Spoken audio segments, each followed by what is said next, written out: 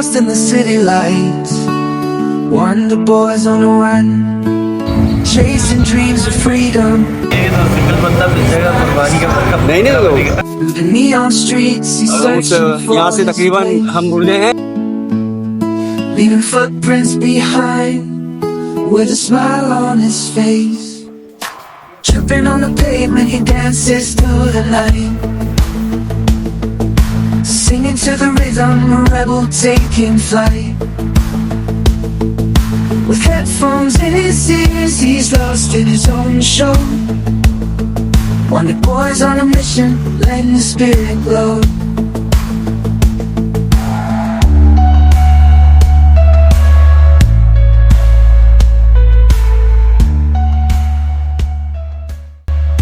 अस्सलाम वालेकुम, क्या हाल है आप लोगों के। उम्मीद है आप लोग सब खैरियत से होंगे। आज आपको ये दो बाइकें देखकर कुछ आइडिया हो रहा हो कि आज हम किसी ट्रिप पे जा रहे हैं। जी हाँ, हम किसी ख़ास मुहिम पे जा रहे हैं। तो ये एक सोसाइटी है जो कराची से काफ़ी बिन कासिम की तरफ है। ये एक नेवल सोसाइटी है। तो यहाँ से हम एक ऐसी जगह जा रहे हैं जो निस्बतन करीब है, वरना वो जगह जहाँ हम जा रहे हैं वो बहुत दूर है कराची से। लेकिन अगर हम देखें बिन कासिम में ये सोसाइटी है, नेवल सोसाइटी, तो यहाँ से तकरीबन 35 किलोमीटर है वो। जी हाँ, अब आपको बता देते हैं कि हम जब जा रहे हैं तो वो कौन सी जगह है। जनाब, वो जगह है दीबल। दीबल का लफ्ज़ सुनते ही हमें एक ख़ास जगह याद आती है, एक वाक़या याद आता है, राजा दाहिर और मोहम्मद बिन कासिम। तो आज हम उसी जगह को एक्सप्लोर करने जा रहे हैं। अच्छा, ये जो हिस्से हैं ये बहुत बड़ी मूवी है, तो इसको हम दो हिस्सों में तकसीम करेंगे, पार्ट 1 पार्ट 2। तो आज आप पार्ट 1 देखेंगे जिसमें हमारा ट्रैवलिंग होगा। हम रास्ते में नाश्ता करेंगे, बातें करेंगे, डिस्कशन करेंगे और रास्ते की चीज़ों को दिखाते हुए हम दीबल के म्यूज़ियम में पहुंचेंगे। तो आज की वीडियो सिर्फ म्यूज़ियम के बारे में है और इंशाल्लाह अगली वीडियो जो होगी वो होगी हमारी दीबल सिटी के बारे में, या दीबल किला जो था राजा दाहिर का, उसको हम एक्सप्लोर करेंगे। तो चलते हैं। अभी हम नेवल सोसाइटी के अंदर ही हैं। हाईवे तक आने के लिए काफ़ी चलना पड़ता है। ये जी हम आ गए हैं हाईवे पे। ये नेशनल हाईवे है, कराची से ठट्टा की तरफ जो रास्ता जाता है। तो ये तकरीबन अच्छा खासा डिस्टेंस होता है कराची से। तो लेकिन हम चूँकि नेवल सोसाइटी से जा रहे हैं हाईवे की तरफ से, तो ये काफ़ी करीब पड़ता है, ये 35 किलोमीटर। तो आप ये देखें, सुबह का टाइम था, बहुत ही ठंडी ठंडी हवा चल रही थी और हमारे दोस्त हैं जो जिसकी एक मोटरसाइकिल पर मैं बैठा हुआ हूँ, वो जुगनू हैं, और दूसरी बाइक पे हैं ताहा, वो उनके छोटे भाई हैं। तो ये दोनों मेरे दोस्त भी हैं, ब्रदर इन लॉ भी हैं। तो हम लोग ज़्यादातर डिस्कशन करते हैं या कहीं जाने का प्लान करते हैं तो ज़्यादातर हम तीनों ही होते हैं। बाकी लोग भी शामिल हो सकते हैं, आगे जाके हो सकता है और लोग भी शामिल हो जाएं। लेकिन बहुत मज़ेदार ट्रिप है। सड़क देखें, अभी सवेरा है तो बहुत सन्नाटा है, बड़े बड़े ट्रॉलर जा रहे हैं, बहुत मज़ेदार है। सुबह का मंजर वाकई अजीब है। ये मेरे पीछे जो हैं दूसरे दोस्त आ रहे हैं।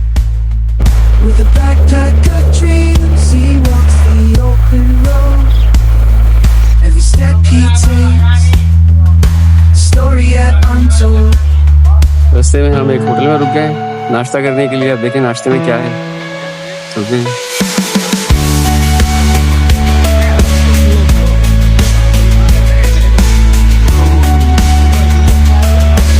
नाश्ते में क्या मंगाया आपने? नाश्ते में हम मलाई और अबरार भाई का फेवरेट ऑमलेट।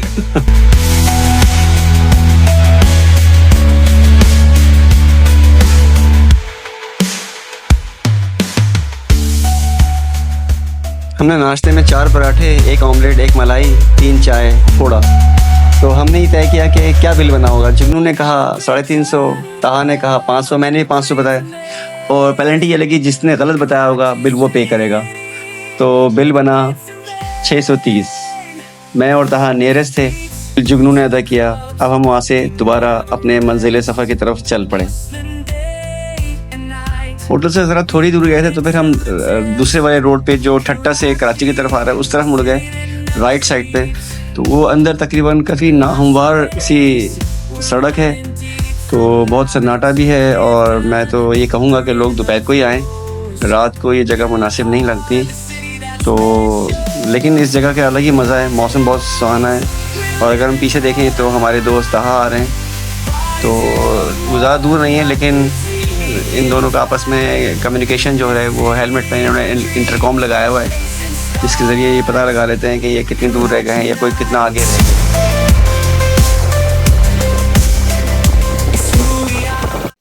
थोड़ा सा आगे चल के जब हम उल्टी तरफ मुड़े तो हमें ऐसे स्कीमों टाइप के घर नज़र आए, इनमें कोयले बनाए जाते हैं। ये रास्ता ऐसा है नाहमवार है और सन्नाटा भी है। मैं करूँगा कि आप लोग शाम को तो बिल्कुल आए, दिन दिन होके आ जाए, बहुत खूबसूरत रास्ते हैं।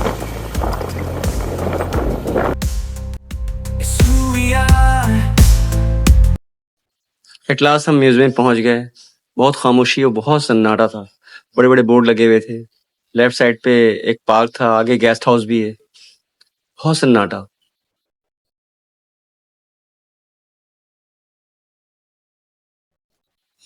इतना सन्नाटा कि कोई बंदा झाड़ू दे रहा है तो उसकी आवाज़ भी साएं साएं कर रही है। म्यूजियम में दाखिल हुए, बड़ों की फ़ीस 50 रुपए ईच है तो, और बच्चों की 30 रुपए है। फॉरेनर्स की ज़रा ज़्यादा है। तो ये देखें, ये पूरा नक्शा है दीबल का। एक्चुअली दीबल पुराना नाम था, इसका नया नाम भंबोर है। सस्सी पन्नों की जगह भंबोर।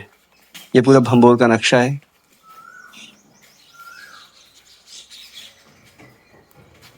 चलें आइए अंदर चलते हैं।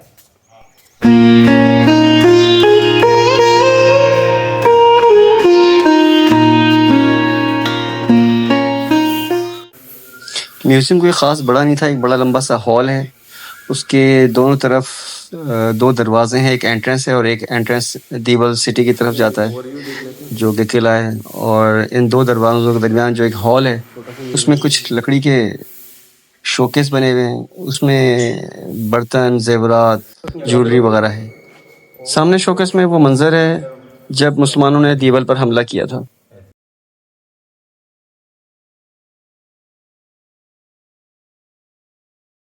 इस जगह पे वो झंडा था जो मंजनी से गिराया गया था।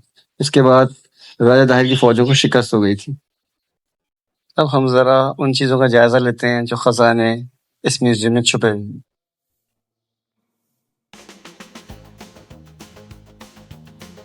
ये चीनी के बर्तन थे, इसमें नक्श और निगार ये टूटे हुए थे जिसको जोड़ के दोबारा लगाया गया। मेन बात तो मैं हैरान हो रहा था कि यार ये ऐसे नाजुक बर्तन लेकर सफ़र पे चलते कैसे थे। लेकिन मुझे मालूम हुआ कि ये सिर्फ मुसलमानों के अहद के नहीं है। भंबोर या दीबल बहुत पुराना है, क़ब्ल मसीह से भी पहले का है। ये शहर आबाद हुआ था। तो ये जो चीनी के बर्तन यहाँ से शहर से मिले हैं, ये सिर्फ इस्लामी एरा के नहीं है, बल्कि इस्लाम से पहले जो यहाँ पर तहज़ीबें आबाद थी, ये उनके बर्तन हैं। इस शायद मिट्टी के बर्तन हैं, प्याले हैं, कप से दिए जलाने के लिए भी हैं।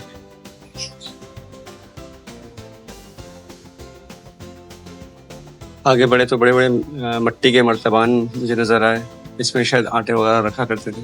डिज़ाइन देखें आप इनके, और ऊपर इन्हीं ये जहाँ से दस्तयाब हुए हैं इनकी तस्वीरें भी लगाई हैं कि ये जहाँ जहाँ से ये हमें अवेलेबल हुआ। कुछ खुतबे नज़र आए, कुछ मिट्टी के और बर्तन नज़र आए हमें यहाँ पर। ये टूटे हुए ज़रूफ़ हैं, उनके पीसेस नज़र आए। इनके डिज़ाइन अगर आप आके चेक करें तो बहुत ही डिफरेंट डिज़ाइन है। और ये देखें, जो चीज़ जहाँ से दस्तयाब हुई, ये शिवलिंग है। और यहाँ पर मज़हब का पता लगता है कि यहाँ पर किस मकसद कौन से मज़हब की अक्सरियत थी। ये वो पूरा एक फॉर्मेशन है कि किस तरह मुसलमानों ने हमला किया था, किला किस तरह का था। तो ये भी एक बहुत मज़ेदार है।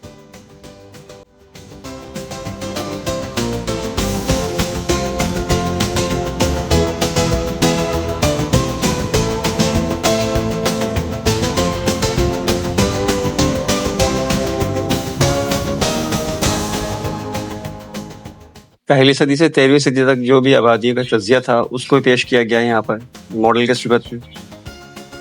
आगे बढ़े तो हमें पत्थर की बनी हुई चीज़ें नजर आई।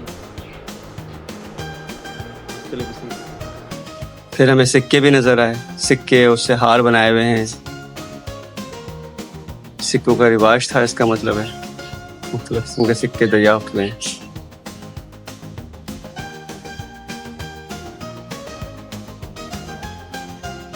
अगले शोकेस में हमें तांबे और कांसी की चीज़ें नज़र आईं।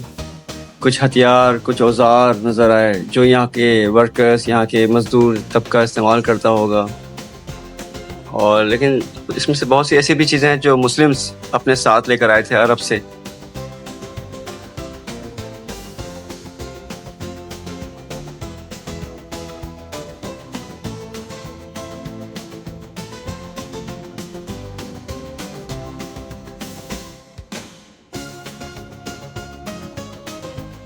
सिंध की सबसे बड़ी जो एक नुमाया चीज़ थी वो थी उनका टेराकोटा, उनके बर्तन, उनके औजार, उनके हथियार, बच्चों के खिलौने, ख़वातीन के ज़ेवरात, वो ज़्यादातर टेराकोटा से ही बनाया करते थे। ये देखें, ज़रूफ़ हैं, कुछ प्याले हैं, और ये तस्वीरें साथ साथ चल रही हैं कि जो चीज़ जहाँ से दस्तयाब हुई।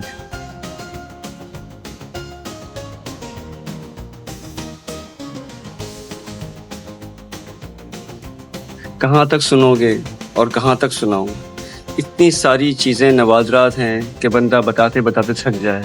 बर्तनों में डिज़ाइन हैं, नक्श हैं, वो इतनी वैरायटी है, कोई चीज़ रिपीट नहीं है। जो आजकल के स्टूडेंट टेक्सटाइल डिज़ाइनर, उनके लिए बहुत ही नुमाया नवाजरात हैं। ये आइवरी का काम है, हाथी के दांत से चीज़ें मुख्तलिफ बनाई जाती थी। ज़ेवरात हैं, ज़्यादातर ख़वातीन के जो ज्वेलरीज़ हैं उसको हाथी के दांत से बनाई जाती थी। बहुत डिटेल है, अगर आप देखें गौर से तो बहुत तफसील के साथ, डिटेल के साथ बनाया गया है।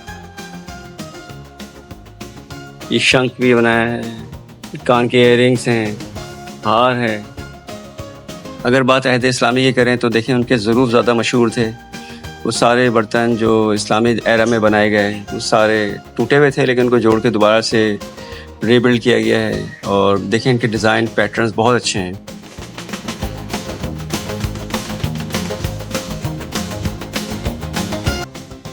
म्यूज़ियम के खारजी रास्ते से जब बाहर निकले तो एक बहुत बड़े पार्क में बीच में सेंटर में एक मंजनिक का मॉडल रखा गया था। यह हूबहू वैसा ही है, साइज़ में छोटा है, बिल्कुल वैसा नहीं है। यही मंजनिक है जिससे मुसलमानों ने दीबल पर हमला किया था।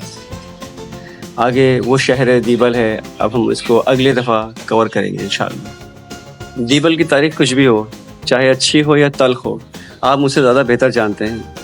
मेरा मकसद सिर्फ म्यूज़ियम में वो चीज़ें दिखाना, आपको शेयर करना था जो मुसलमानों और यहाँ के रहने भंबोर शहर और दीबल के शहर के लोग इस्तेमाल करते थे।